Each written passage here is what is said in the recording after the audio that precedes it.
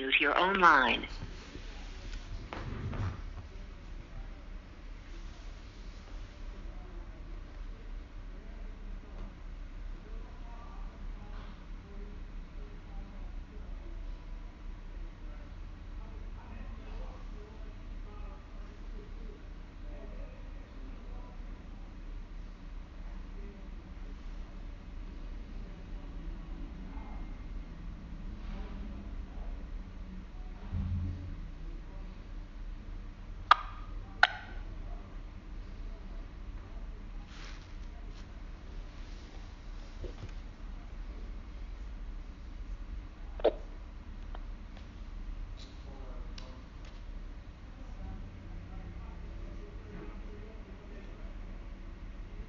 Good morning, everybody.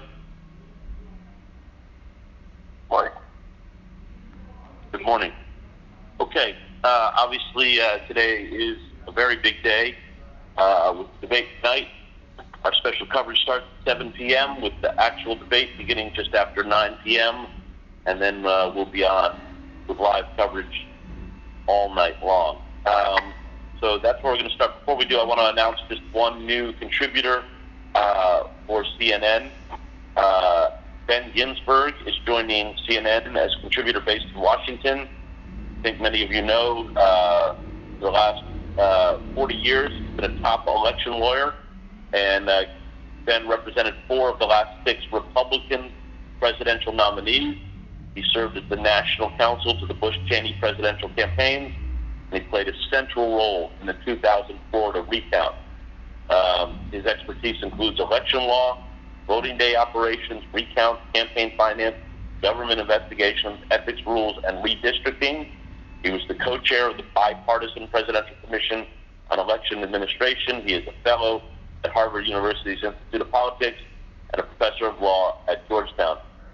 Ben Ginsberg is the authority on this topic, and we are thrilled to have him on our team as we work through the next 2 months of election coverage. Okay, with that, as I said, tonight is debate night. Today is all about that, and so as a result, let's lead and start with Mr. David Chalian. Good morning, Jeff. A big night indeed. Let's just go through some of the basics first, so everyone is aware as part of our sort of lead up to tonight. Obviously, the first sort of COVID presidential debate, if you will, in terms of the general election. Obviously, you've seen the rules: no handshake or elbow bump, 70 or so socially distanced people in the audience. As you indicated, it's a 90-minute affair. Chris Wallace moderates tonight. As you know, the Commission on Presidential Debates has released the 6 topics for tonight, and the way it works is that they're broken up into 15-minute segments. Each candidate gets 2 minutes to kick off that topic at the top, and then that's followed by 11 minutes of moderated conversation by Wallace, who has said he has made clear that his goal is to be as invisible as possible, so I don't think we should be expecting any real-time fact-checking from him. Those topics: the Trump and Biden record, the coronavirus pandemic, the economy, the Supreme Court, election integrity, and race and violence, as they grouped them together. The commission did, oddly. I think in terms of the stakes for the candidates, obviously Trump's mission is pretty clear, and that is to try to upend what is a remarkably stable race that is trending in Joe Biden's direction, not his. That is no easy task to do. This race has proven to be stable through very turbulent times, and to think that Trump can upend that in one night, it puts a huge burden on him for the stakes tonight. All eyes, of course, on how he handles the tax questions after the New York Times bombshell reporting. Chris Christie gave perhaps a bit of a preview this morning when he said he expects Trump to talk about the taxes American families will have to pay over the next 4 years rather than what he paid over the last 20.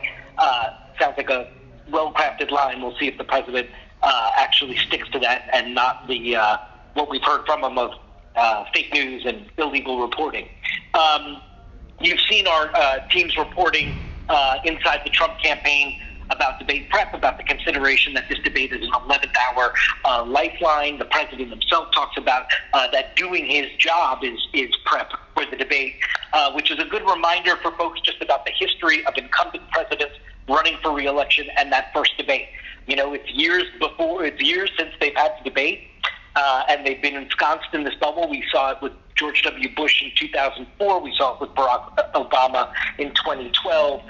So there is that history to look at as well, given that line from the president that he sees doing his job as president.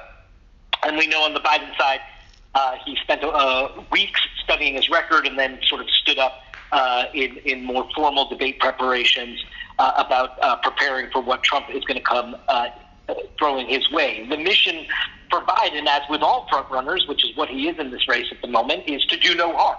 But also how he handles the blizzard of lies, the personal insults that Trump is expected to throw his way.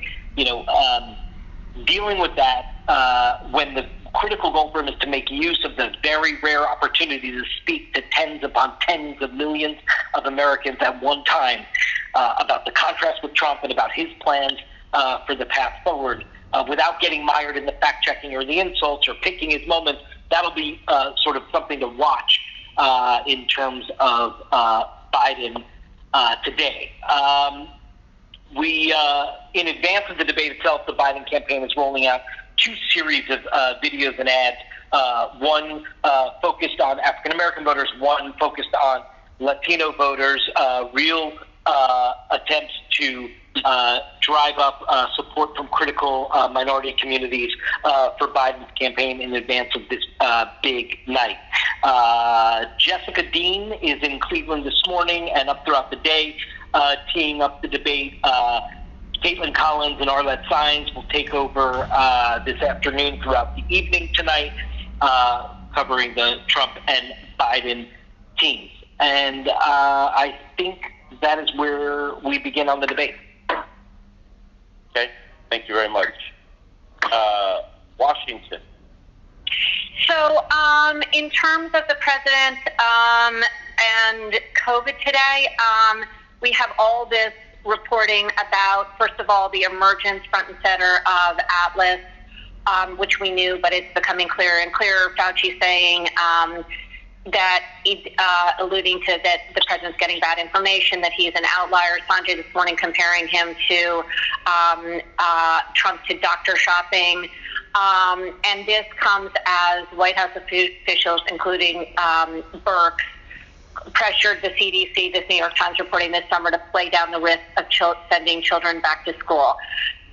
The president yesterday, in his rapid test announcement of 150 million tests to go out, there were no Fauci, Birx, Redfield in this very precarious position, and obviously this going to be one of the main, if not the main topic tonight for the president to defend. On the tax story, there's a new New York Times installment of these continuing tax stories, $427 million lifeline given to him with The Apprentice. This covered losses of nearly $90 million. And this continues as concerns growing about who he owes this money to, the vulnerability he faces on the national security front in terms of, what countries and his businesses going forward. So that story, another topic he will be on defense on. On Capitol Hill, Judge Comey Barrett is meeting with Republican senators today, starting her rounds. On voting, there are a slew of developments that Pam Brown will put together for the wrap. There's this Pennsylvania lawsuit headed to the Supreme Court. There are reports of North Carolina disenfranchisement, more among minority voters than white voters. The reports that USPS didn't update 2 million address changes. And there are some reports this morning of New York messing up their absentee ballots and sending them to the wrong people in a bunch of the boroughs, and some reports out of Minneapolis that we're looking into. At 2:10, Trump departs the White House for the debate, and I think that's what I got. Okay, so let's take a pause here and open it up for thoughts on politics or Washington debate or taxes or anything else anybody wants to talk about before we move to coronavirus.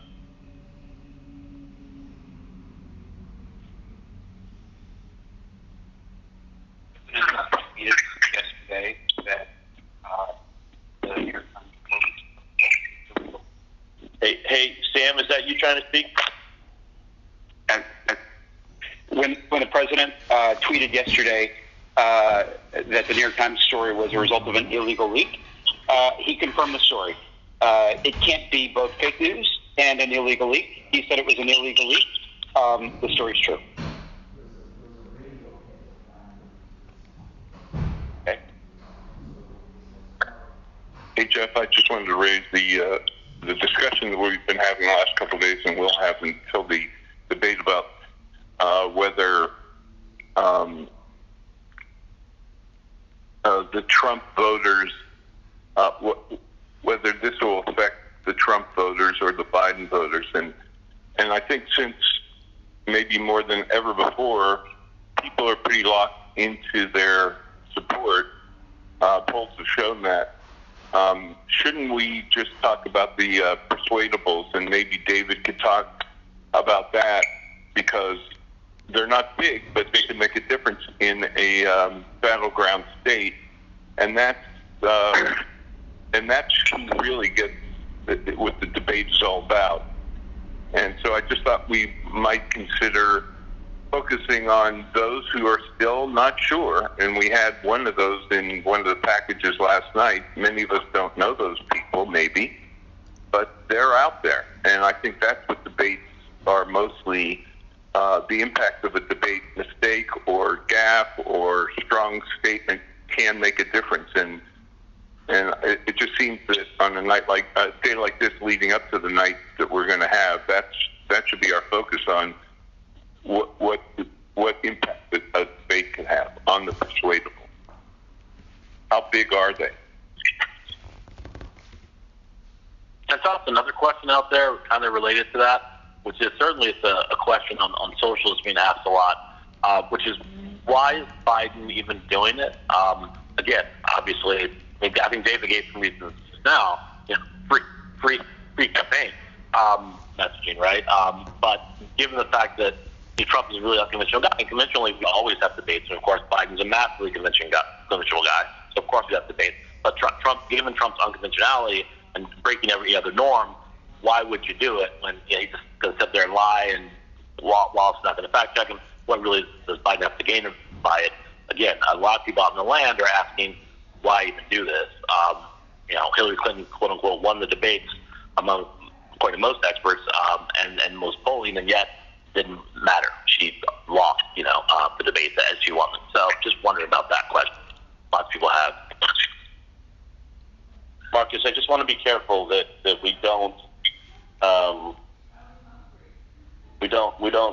take social media for what a lot of people in the country are saying.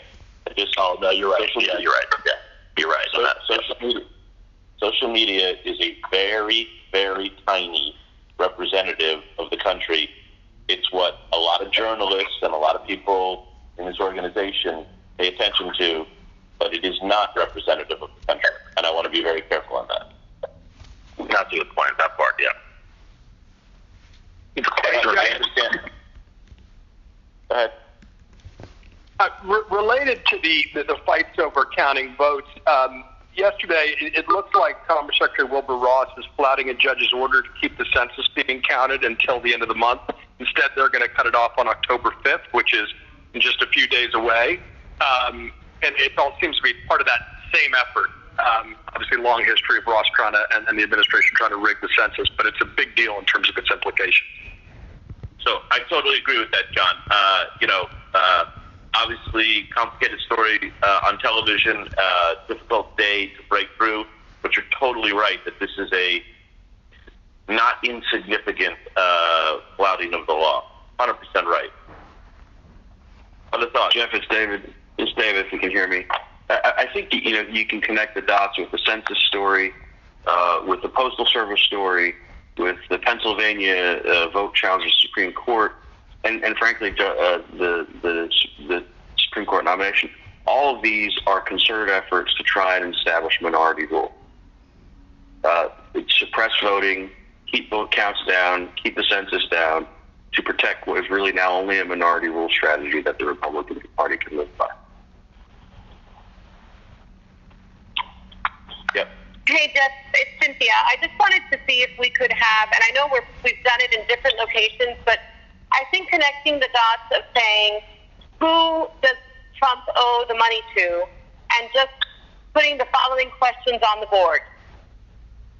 Saudi Arabia equals, did we not go after the Saudi Arabian government after the murder of the New York Times reporter?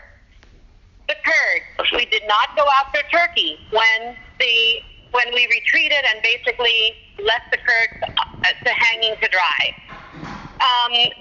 The various favors that we have done for Putin. So when we look at the long list of the possible people that he owes money to, we have done things that we would not have done in the past as a government. And could it be that these are the favors we are currying because those are the people that have funded him? And I think putting it in one place on the board, again, visually, is a way to put those questions to rest, or at least to put them into people's minds. Well, I think the issue for us is to raise the question. I couldn't agree more with you, Cynthia. I think the examples you raise are spot on, and that is a very valid line of raising questions. And I would assume Joe Biden would do that from the stage as well. But until Donald Trump answers those questions, they are legitimate questions to answer, and you've laid it out exactly right. Other thoughts?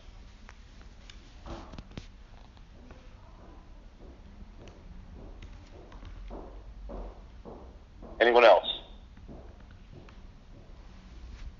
Through the day, I want to make sure that we are not losing sight of the debate itself and how it's going to work and the mechanics, making sure that our reporters and shows are laying out for the audience what to expect. 90 minutes, sole moderator, no handshake, no opening statements, 2 minutes to respond. All of the mechanics of what's going to happen tonight. We're very focused on taxes and debate preps and all of that, and it's all legit. Totally, no issue with that. But let's not lose sight of the mechanics of what's going to happen tonight as well. And I do think that it is also worth talking about. There's so much focus on whether or not Donald Trump set the bar too low for Joe Biden. We should also look at the flip side of that, and whether or not Ryan Liz's column in Politico today about whether or not Trump is actually being underestimated going into the debate. Ryan's got a really interesting column in Politico, so I think you got to look at both sides of that. One final time, any other thoughts on any of this? Jeff, just finally on the mechanics of the debate. Despite the fact that we're promoting the daylight side of it, there are still people out there who think that this debate can be seen on Fox. It's a Fox debate, which of course we know is not true. So any opportunity on TV and online we can underscore that you should watch the debate on CNN will just reinforce it, because obviously it's on many places. Yeah. Okay, anybody else? Okay, then let's move to domestic, and Matthew, please. Okay, so as the world tops 1 million coronavirus deaths, today definitely sets up the debate on just how the U.S. became the worst in the world, accounting for more than 20% of those million deaths. This morning, America stands at over 205,000 deaths and almost 7.2 million cases, and it is all still going in the wrong direction. The new case rate increasing. 23 states up this week on the CNN map. The largest U.S. school district opening in person in a big way this morning. But of course, in New York City, many are opting out of in-person. And more on the pressure on schools that Virginia mentioned. Olivia Troy detailing to Cuomo Primetime and New Day the pressure on Redfield and the other doctors, saying there was a lot of manipulation of the data, how to tell a story that was less grim than it really was. So a lot to think about as hundreds of thousands go back to school. On testing, of course, the day before the debate, Trump pivoting from downplaying tests to touting a plan to distribute 150 million new tests, which had already been announced weeks earlier. Experts saying this should have come many months ago and expect this to be touted once again tonight on stage. And considering all the strife on the task force that we've heard about this morning, just consider the words overnight, the message from the UN Secretary General at the 1 million mark. We must learn from our mistakes. Science matters, and misinformation kills. Drilling down on each a little bit, starting with schools. Obviously, it's a big, big day in the nation's biggest school district. What will happen when New York kids go back in a big way for the first time in many, many months? It's elementary school in-person returns beginning today, middle and high school Thursday. And nearly half of the 1.1 million students, 460,000, have opted for all remote. It's obviously a huge elaborate plan with a war room of daily testing numbers, extra teachers, extra testing machines, and the possibility this could all be closed down again if the positivity rate increases. We've got the Bianna Golodriga big picture piece on this. Also talks to a mom who's also a teacher. We've got Evan McMorris-Santoro outside a public school in Queens. And then also noting that Miami-Dade schools today just called an emergency meeting to take up going back in person under intense pressure from the state to do so.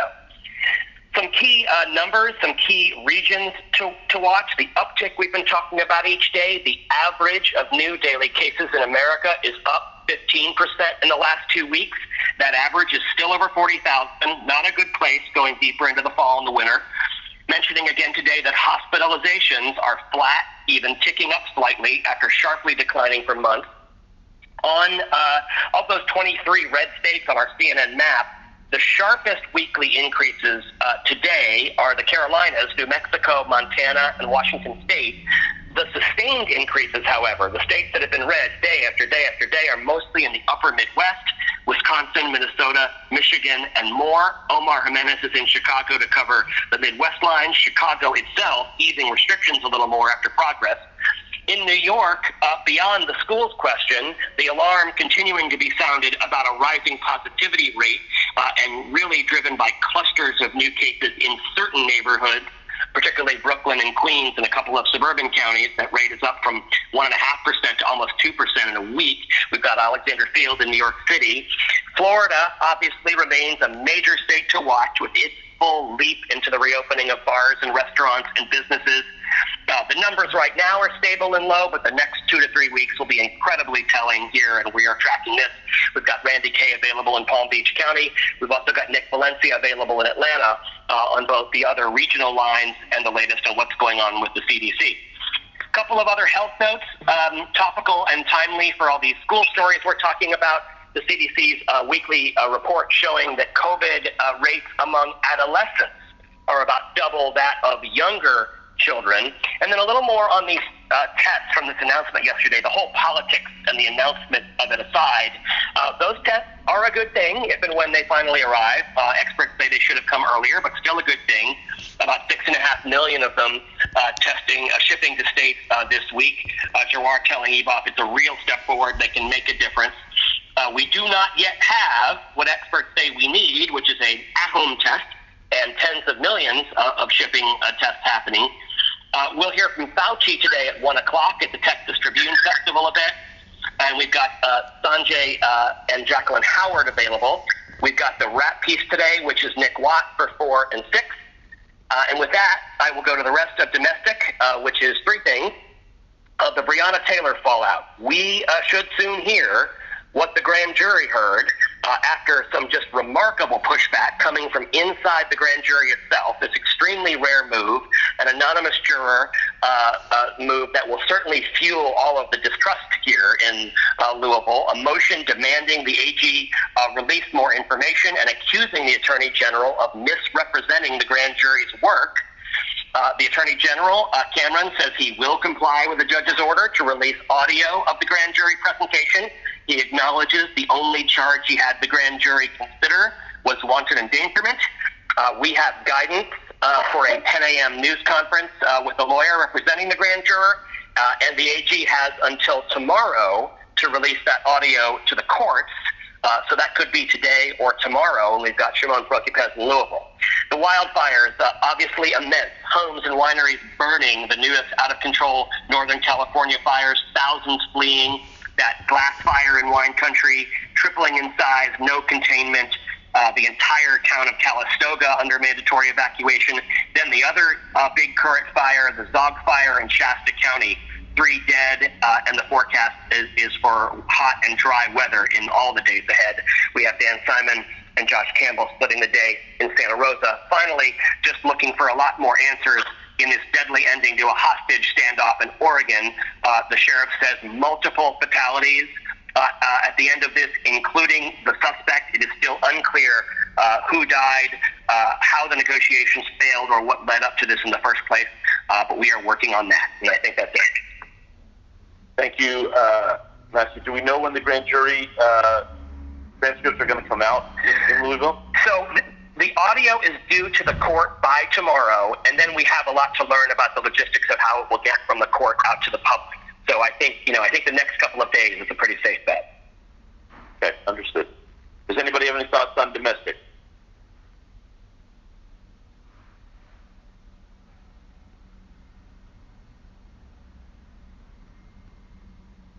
International. Hey, good morning, Jeff and everyone. So we're doing quite a bit on the build-up to this first presidential debate tonight and all the themes mentioned. For us today, just 2 reports to mention on COVID in Europe. The EU adding 4 more countries to their red list, which is a list that means countries have reached this critical peak in battling the disease. So it's 9 total. Particular concerns in Paris, where COVID rates are increasingly getting steeper, and there are fears it's going to reach a level that would trigger a new lockdown. So Melissa Bell has that reporting. We also have our eye in Germany, where Merkel is meeting with regional leaders of the country's 16 states to discuss more measures nationwide, and we'll hear more about this at a presser in the 11A hour, so Fred Fleiken is on that. The only other thing I want to flag is this report out of the UK's Channel 4 News that they have gained exclusive access to data used by the Trump 2016 campaign, showing over 3 million Black Americans were targeted as voters. They want to stay home on Election Day and using Facebook ads to discourage them from casting a vote in Hillary's favor. So it's a 22-minute report. It's quite extensive. Becky's show has clips from this report, and we'll interview the anchor reporter on all that. So that's the only other story I wanted to flag from us today. Thanks. Yep. Thank you. And I believe the lead is going to do that today as well. Great. Anyone on thoughts? Any thoughts on international?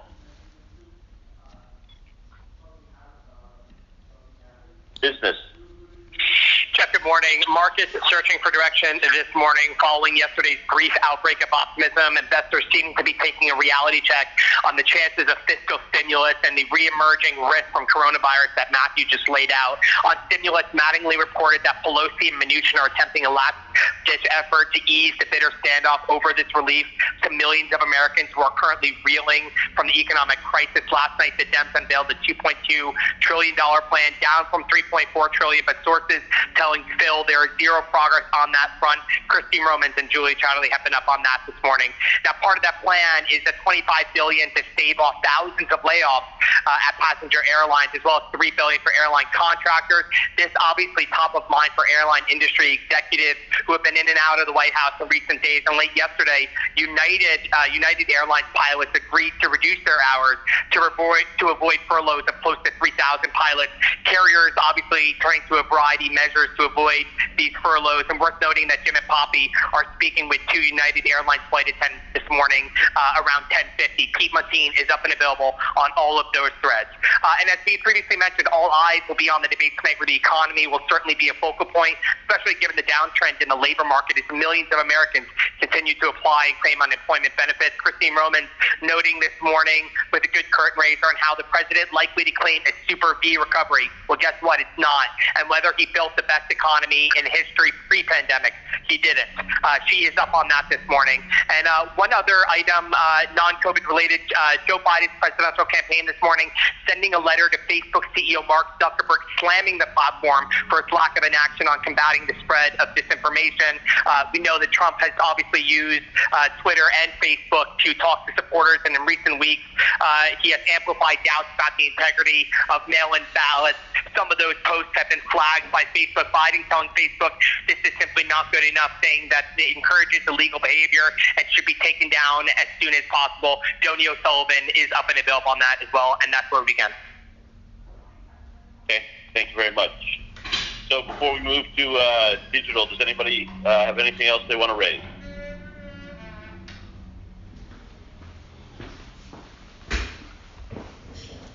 Okay, digital. Hey, good morning. We had 28.5 million unique users yesterday. That was led by Collinson on the Times' tax bombshell, revealing Trump's image as a sham. This morning it is don't miss the Ivanka Trump bombshell in the Times' tax story. That is 11,000 concurrents from Saliza. Tied right next to it is the 6 things to watch for tonight. That's Bradner in America with a really strong debate preparation and literacy piece, if you will. So that's also at 11,000. Then it's Trump looking for an 11th hour reset, but he is mostly shunning debate prep. That's Liptak and Collins. Then it's the stimulus package story with Pelosi and Mnuchin pushing for a pre-election day deal. The Oregon shooting with multiple people dead in Salem. And our COVID main bar, America, ranks at the top of the world's number 1 million death toll. So a very, very newsy top 5-ish this morning. For debate, we just have a slew of good stories up now and coming. There is a very good policy explainer with videos embedded throughout the piece that I want to draw everyone's attention to. It's where Trump and Biden stand on 9 major policy issues. It's Trump and Biden in their own words going through, the video team went through the archives and pulled all these key moments in their own words on the economy, police reform, climate, immigration, and more. It's super smart and super good, so definitely check that out. The debate stream will be unauthenticated across all of our digital platforms tonight. The DLE goes up at 7 p.m. with the live coverage on air. We will be fact-checking throughout. We'll be pulling key moments everywhere on and off of our platforms. And then afterwards, we've got a good plan for takeaways and hits and misses and lots of smart analysis and opinion. So we are fired up for debate night. On COVID, 1 million dead, how COVID-19 tore us apart. This is an interactive that the team had been preparing for meeting that 1 million grim milestone. It is very strong with maps and graphics and stunning and important. We also have the story on dentists seeing more cracked teeth and how to avoid teeth grinding during times of stress, which is an important kind of health COVID story. And then there's a good story on how to stay safe this fall.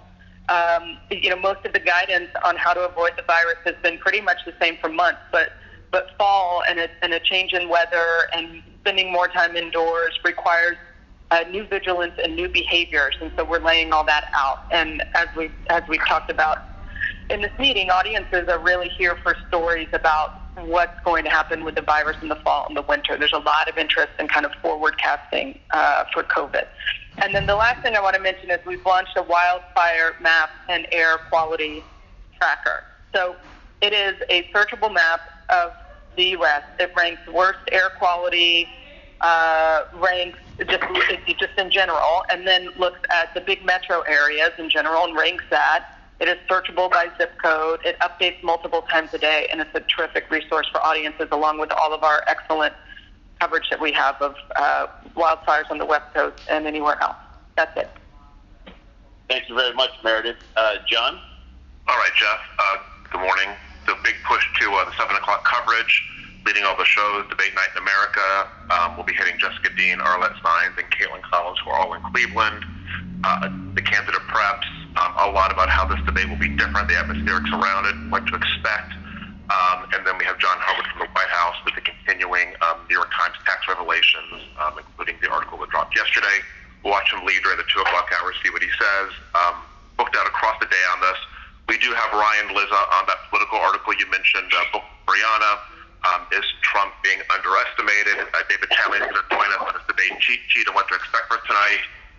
We have a good pairing with John King. We have Karen Finney, who prepped Clinton against Trump, and Michael Steele, who prepped Paul Ryan against Biden, on how they would prep Biden and Trump to go against each other.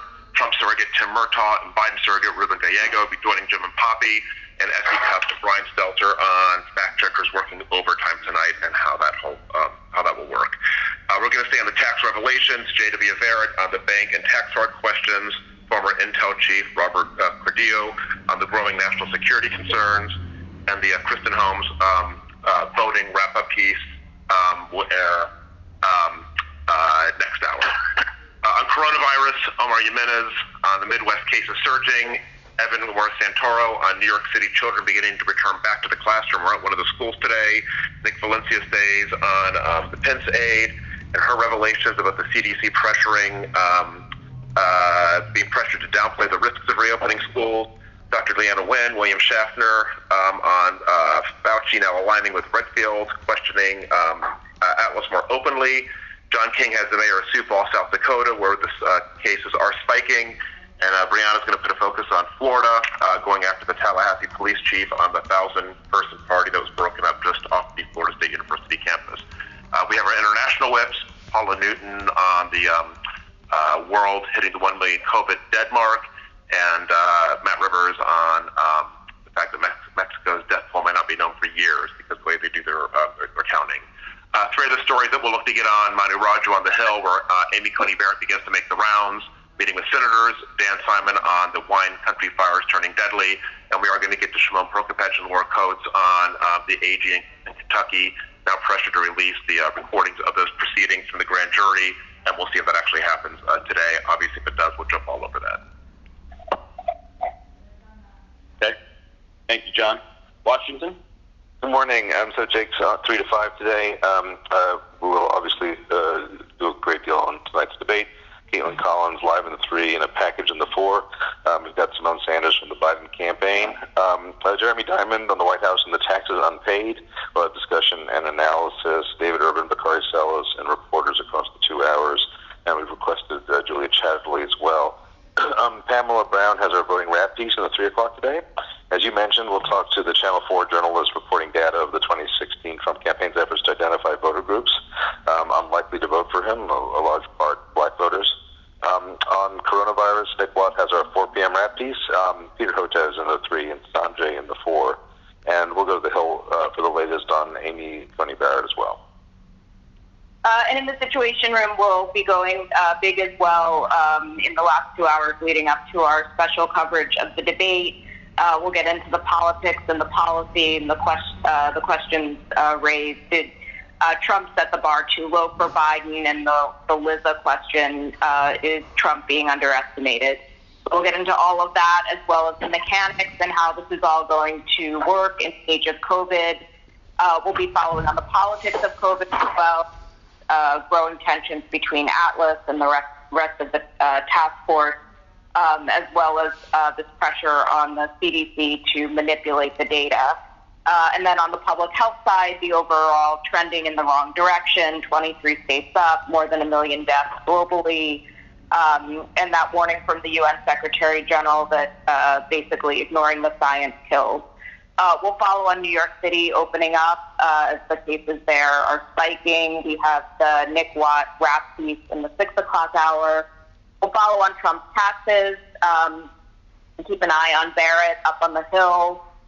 We have Cam Brown's War on Voting wrap piece, and we'll obviously be watching for the release of this grand jury information in the Breonna Taylor case. That's where we're starting. Okay, thank you very much, Emily. Okay, does anybody have anything else they want to bring up?